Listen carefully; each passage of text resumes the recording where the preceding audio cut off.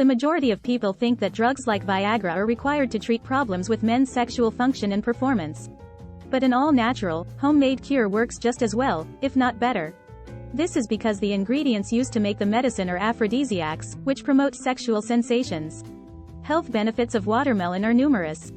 It specifically contains citrulline and lycopene for sexual wellness.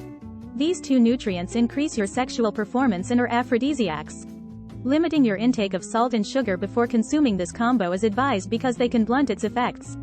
How to manufacture DIY Viagra is as follows. Ingredients: lemon juice that has just been squeezed. Watermelon.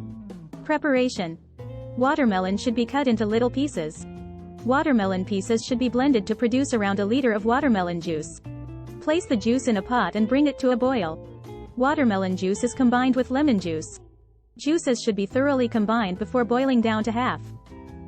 To allow the mixture to cool, set it aside for at least a half hour. In a spotless glass bottle, pour the juice. Place in the fridge and store.